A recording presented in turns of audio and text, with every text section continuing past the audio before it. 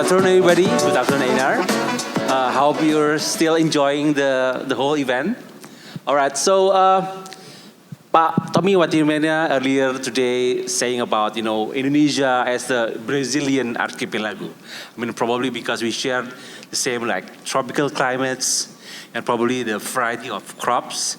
So maybe we want to learn a bit more about, the story about, case study from Brazil on how you, grow your agricultural environments to have more yields. I mean, like in several, crops, for example, like soybean or probably like corn and everything.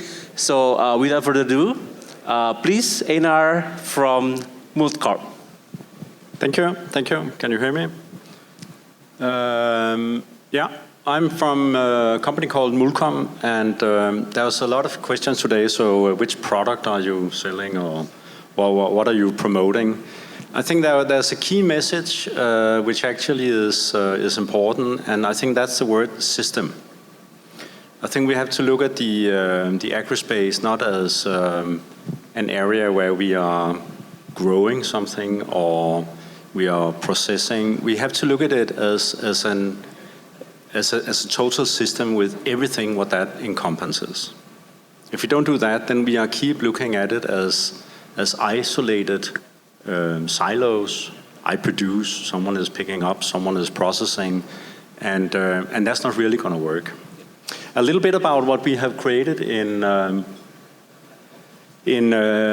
Mulcom, but also why we have created it. There's a big challenge from the world, which actually UN has predicted that in 2050 will be 9.7 billion people on the planet. We need to ensure that we are having 70% more food produced. We only have 25 years to do that. 25 years in agri is nothing. So, of course, we cannot do that by just using traditional things. We have to learn much faster than what we have done earlier. And I think that's why the word system comes in again. We cannot do this alone. And you as a country cannot do it isolated in Indonesia. You simply have to have foreign powers in to help and support. So, Mulcom was founded 38 years ago. There's an area in Brazil called Cerrado, which in 38 years ago there was literally nothing. Within 38 years, Mulcom has been the facilitator, the organizer, the system enabler, actually to create what we today are considering one of the world's food chambers, with some really impressive numbers. And that has been done by actually inviting the global companies to support in developing that. So you have to, if you look at the numbers up there, all of that is created within 38 years. We have changed the whole ecosystem in agriculture in Brazil. We had the same infrastructure as you guys had. We had the same small farmers, and we still do in Brazil. But we simply are working in a total different way. Yeah. And I think that's one of the key messages. So this we have done it in so many different crops, in so many areas. So we know agriculture, we know farming well, but we also know technology. We also know how to make a distribution supply chain. Sometimes we are entering in and we are operating because that makes sense. Other times we are simply sort of like a type of advisors, if you want to put it that way. We are a company, if you look at the numbers, we are 3,500 employees around the world. One number which is important for us, and that is what is the value we have created, not turnover, not revenue, but value. Last year there was $2 billion on behalf of our clients. Some of the global brands that we work with. So unless we are utilizing some of that global power, because we can look at them as accelerators when we want to change something, and that's the way we're looking at it. So if there is an opportunity, and we had a discussion this morning around the seeds. So how do we make Corteva interested in actually joining forces to create some seeds which are next generation within rice, as an example? How do we do that? Because isolated, it is not going to work if we are sitting in a lab somewhere and try to figure that out. We have to get the big boys in and helping us. But in order to do that, we also have to create a market for them. We have to make it interesting for them. And that's why we are thinking in systems. So if I look a little bit on, if I make a comparison, I go back here once, sorry for that. If I compare, and we did as a study in order to say, so who are we in Brazil compared to this beautiful country in Indonesia? But if we compare your top products, and we compare with what do we produce on a hectare, what's our yield compared to what it is in Indo, and I think we can do that because we are looking at the same climate belt. That's actually astonishing numbers we can do, principally just by utilizing best practice out of Brazil and put that into play in Indonesia. So that alone exercise will give you an additional revenue of $25 billion US. And that's actually your top crops. It's not Brazil's. It's what you guys are producing. Maybe except the pineapples. We accept that. But just to give you the flavor of how we can work together in a different way. And that's why we are here. We actually want to make that knowledge transfer, to set that up and sort of like inspire how we can do that. I have heard a lot about these sort of like, we have a lot of small farmers. And again, we had the same 38 years ago. We had nothing but small farmers. We still work within the pyramid as you guys do. Our numbers has improved in a way. If you look at it in that way, we have now our low base is higher than you guys. One of the trick in actually doing that is actually to create very strong incentive programs for the farmer. It's actually a lot. We talked about how can we change the farmer, how can we make the transformation, and we actually do that through incentive programs. And that is in some cases simple loyalty programs. If I have one behavior, I can get some advantages, some points which I can use for something different. And that's a fast way of changing. It's also, we talked a little bit about knowledge. How do we share knowledge? How do we share information? Well, it's actually about putting a system in place. If I'm telling you that we actually have a technology we are using for American farmers, where within 2 months, we can actually, through satellite images, we can tell you exactly what you are producing at a specific time in any field in Indonesia. That's how fast we can get information. And then it's a matter of how do we use that knowledge. So we are running programs in Africa where we literally can call up a farmer in a farm in Ghana and tell him, listen, you have to put a little bit more fertilizer on your land compared to your neighbor. That's the power of information. And that we can do today. We can do it tomorrow. We can come and, wouldn't you like to know exactly what all your farmers are doing all over Indonesia? In 2 months' time, you will have that data. It isn't more complicated than that. I'll skip this one. So examples of technologies, very important. I'll say just maybe 1 second on the New Holland, because New Holland, they're sort of like their new generation of tractors is not just a tractor, it's actually a moving AI vehicle. it can tell you enormous information on what is actually happening on the farm. The interesting thing is that when New Holland put that on the market, they didn't think about how do we train the farmers actually to use that technology. So we have a joint company because that's the way to do it, and we sort of like now are training American farmers in how can they use that data which actually are coming out of their tractor every single day. And the revenue for just doing training, and remember we never take, our fees are paid on what value we create. We don't have upfront fees, it's value based. That revenue in that company today, 3 years old, is $1 billion. And that's only focusing on training of farmers with AI that currently just sitting on their inventory.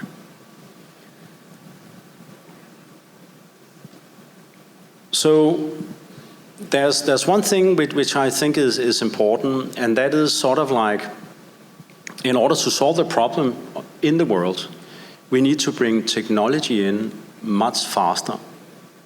That's one thing.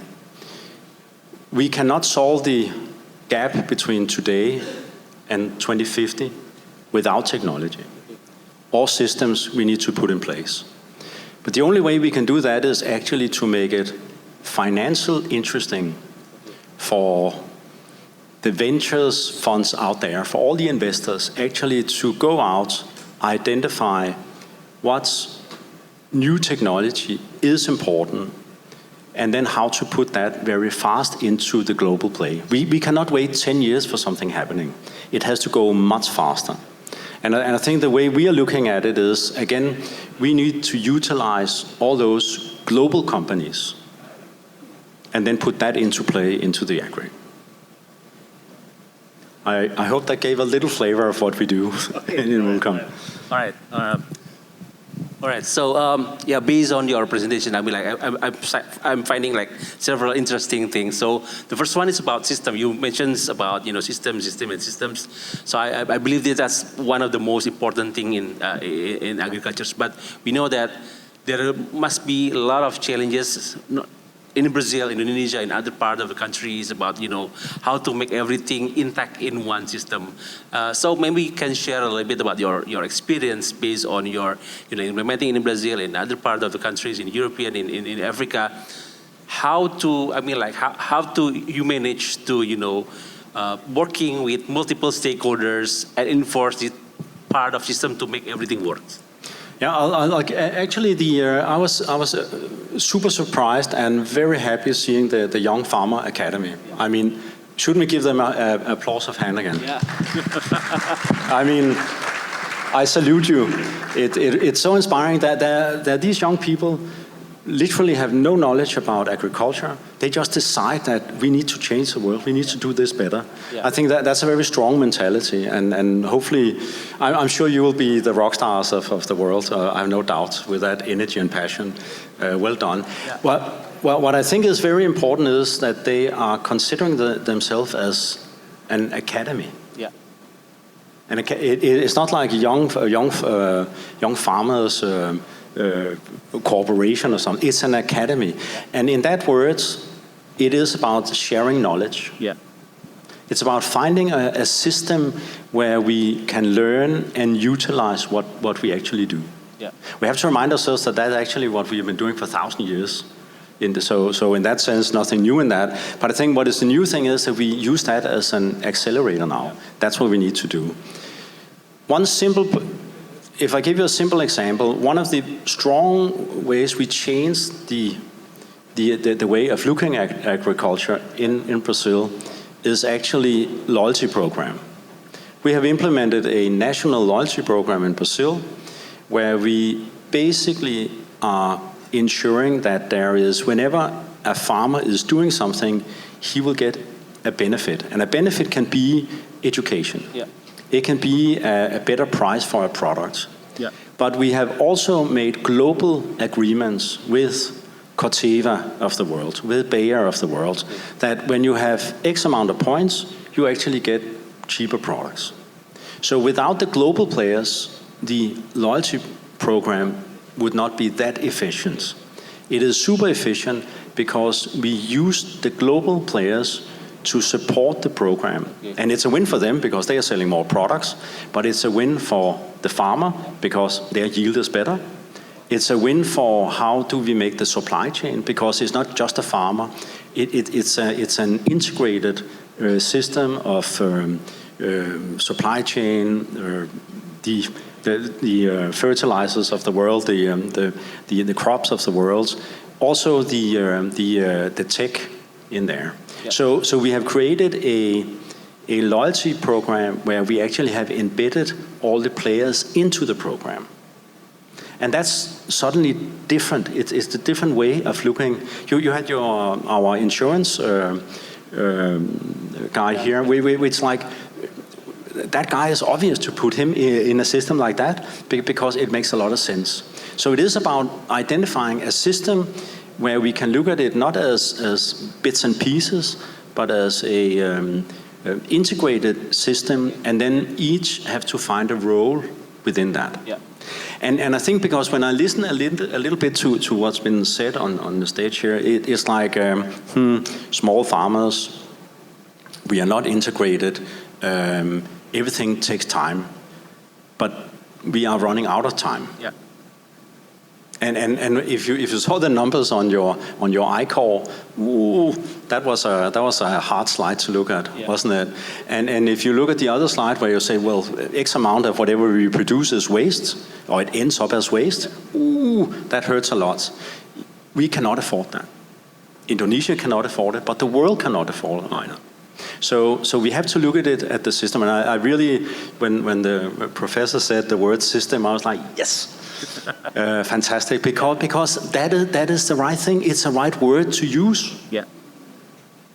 All right. So I mean, like I would like to continue about you always mentioned about the small farmers. I mean, like I try to do a quick calculations based on your data. Yeah. And Indonesia, roughly around like the small farmers that has, farm below 5 hectares is like around 60%. Compared to Brazil is only like around 40%. So do you think that the idea to accelerate, this to put the structure, the system, to have a better yield means that you need to have a consolidated area, or you need to engage with more big corporations for them to utilize more mechanism and everything? Well, I think you have to. The way we look at it is a way you can say very simple. Okay. If I'm a city, if I'm a village, then I need infrastructure. Yeah. I will, as an individual in the village, I cannot afford to create that infrastructure. So I need all my neighbors to support in creating a road. I might call the government to say, please, can you help me on this one? Because not me as an individual, but because the village needs this. And that's where we suddenly are thinking as a unity, not as individuals.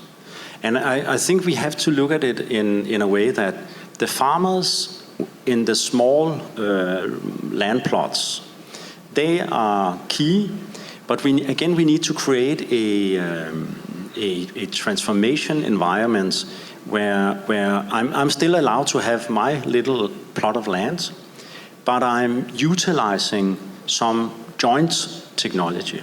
I can hook into a system where I can get benefits. Okay. And then I can still allow to run my farm.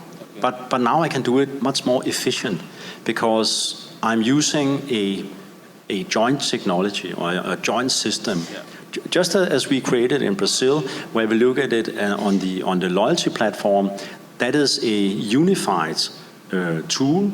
Yeah. And me as a farmer can hook in, and I can benefit, which all farmers have created. Yeah. I can decide not to and just do as I would normally do. It would not be that effective. Yeah. So I don't think you have to look at the farmers like now we go from 20 million or whatever the number is, and now we just have 1,000 farmers, but they're big farms. Yeah.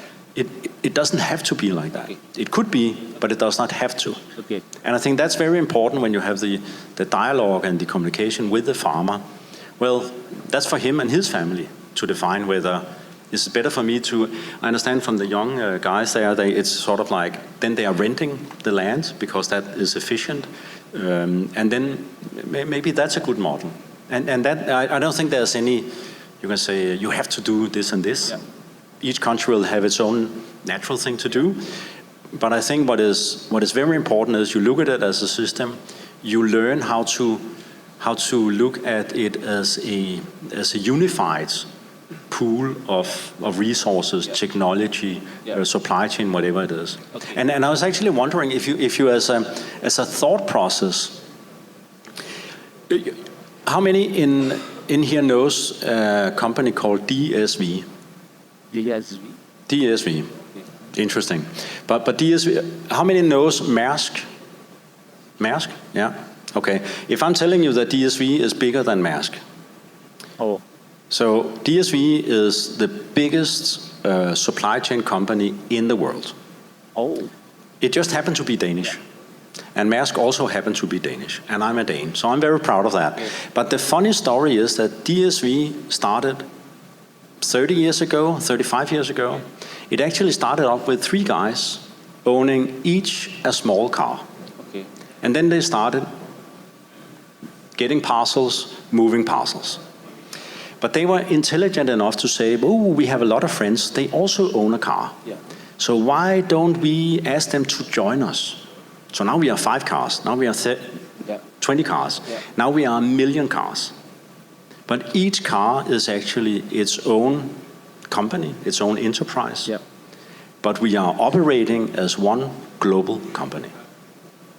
That's how you create the biggest company in the world within logistics, within a 30 years horizon. 2 guys, 2 cars.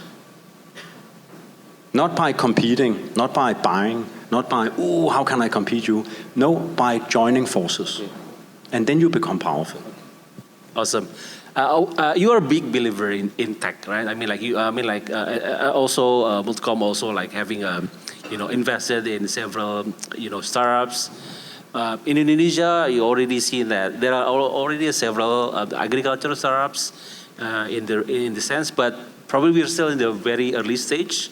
There are some that are trying to do big, but still, having a failure. So maybe you can share a little bit about, the recipe of that can works in terms of, implementing tech in agriculture. Yeah, I think we also this morning I had a conversation where we talked a little bit. I asked a question. So do you use drones? And yeah, we use drones. Yeah. Okay, but you use drone to do spraying. But if I'm telling you that we have a beautiful project in New Zealand, where we actually use drone technology to give us input on how are the kiwi plants actually doing, the individual fruits.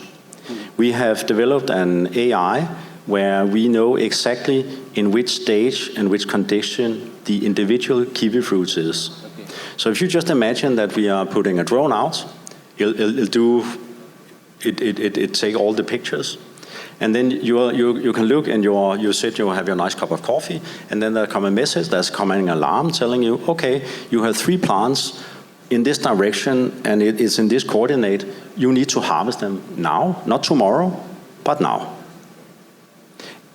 That is a simple way of implementing, or it can tell you, but in this area you need to put more water or fertilizers, whatever it is. But that type of intelligence, okay. Again, that's why I started up saying, but just imagine that we are utilizing satellite images. Yeah.